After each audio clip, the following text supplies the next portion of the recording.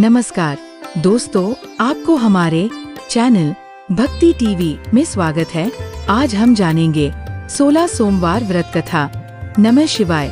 सभी देवी देवताओं में महादेव शिव को भोलानाथ कहा जाता है, क्योंकि वे अपने भक्तों पर जल्दी प्रसन्न हो जाते हैं। सोमवार का दिन भगवान शिव को अति प्रिय है। उनके व्रत में विशेष रूप से 16 सोमवार व्रत का महत्व है, जो 16 लगातार सोमवार तक किया जाता है। बहुत समय पहले काशी नगरी में हरिप्रसाद नामक एक निर्धन ब्राह्मण अपनी पत्नी सुशीला और पुत्री सुधा के साथ रहते थे। हरिप्रसाद जी का जीवन पूजा पाठ और भगवान के भजन में ही बीतता था। मंदिर से जो कुछ भी दक्षिणा मिलती, उसी से घर का खर्च चलता। वे बहुत संतुष्ट रहते थे, परंतु उनकी पत्नी सुशीला को बेटी की शादी की चिंता सताने लगी थी। एक दिन रात को सुशीला पति से कहती है, स्वामी, सुधा अब विवाह योग्य हो गई है। हमारे पास कोई धन नहीं, आप कैसे उसका विवाह होगा? सुशीला, तुम चिंता मत करो। भगवान शिव हमारी चिंता हरेंगे। वो सभी के दुख हारते हैं, हमारी भी दुख हरेंगे। सुधा भी माता पिता की चिंता देखती थी। वो बचपन से ही शिव भक्त थी। हर सोमवार को मंदिर जाकर घंटों बैठती और शिवलिंग पर जल, दूध और बिल्वपत्र चढ़ाकर प्रार्थना करती। हे भोलेनाथ, आप ही तो मेरे परमात्मा हैं। मेरे माता पिता मेरे लिए बेहद चिंतित है। उनकी दुख मुझे से देखी नहीं जाती। आप ही सब ठीक कर सकते हैं। भोलानाथ, मेरी ये छोटी सी विनती सुन लीजिए। सुधा हर रोज मंदिर जाकर पूजा करती। ये देख पुजारी जी पूछते हैं, बेटी, क्या दुख है? क्यों इतनी व्याकुल हो? पुजारी जी, मेरे माता पिता बहुत गरीब हैं।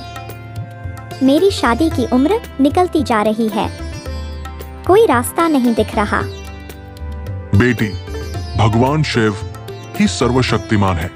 यदि तुम 16 सोमवार का व्रत करोगी तो शिव जी शीघ्र प्रसन्न होकर तुम्हारे जीवन के सब कष्ट हर लेंगे। ये व्रत बहुत ही प्रभावशाली है। पंडित जी, 16 सोमवार व्रत कैसे किया जाता है? आप मुझे इसके बारे में विस्तार से बताइए। बेटी, प्रातः ब्रह्म मुहूर्त में उठो, स्नान कर स्वच्छ सफेद वस्त्र पहनो। घर या मंदिर में शिवलिंग को गंगा जल, दूध, दही, घी, शहद और शक्कर से स्नान कराओ, जिसको हम पंचामृत कहते हैं, और फिर शुद्ध जल से अभिषेक कर बिल्वपत्र, धतूरा, भांग, चंदन, अक्षत अर्पित करो। धूप दीप जलाकर नमः शिवाय मंत्र का 108 बार जाप करो। दिन भर उपवास रहो। जल या फलाहार लेकर व्रत कर सकती हो। संध्या समय शिवजी की कथा सुनो और आरती करो। ये व्रत 16 सोमवार तक लगातार करना चाहिए। 16वें सोमवार को व्रत का उद्यापन कर गरीबों, ब्राह्मणों, कन्याओं को भोजन कराओ, वस्त्रदान दो और शिवजी का रुद्राभिषेक कराओ। इसी प्रकार से 16 सोमवार व्रत किया जाता है, जिसे भगवान शिव प्रसन्न होकर उनकी इच्छा पूर्ण करते हैं। सुधा ने पूरे मन से व्रत का संकल्प लिया। पहला सोमवार आया। वह ब्रह्मा मुहूर्त में उठी, स्नान कर मंदिर पहुंची। पुजारी जी की बताई विधि से पूजा की।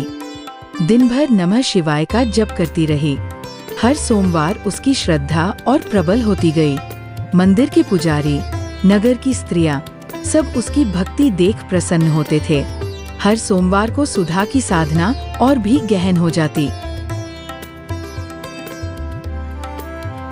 10वें सोमवार पर शिवजी ने माता पार्वती से कहा, देवी, देखो ये कन्या कैसी श्रद्धा से व्रत कर रही है। इसका विवाह शीघ्र होगा। मैं इसे अपना आशीर्वाद देता हूँ। नाथ, इस व्रत का इतना प्रभाव है क्या? मुझे इस व्रत के बारे में जानने की इच्छा हो रही है। इस व्रत करने से भक्तों को कौन सी वर प्राप्त होती है? देवी, सोमवार का व्रत करने से भक्तों के समस्त कष्ट दूर होते हैं। 16 सोमवार व्रत से तो विवाह, संतान, धन, स्वास्थ्य सब प्राप्त होता है।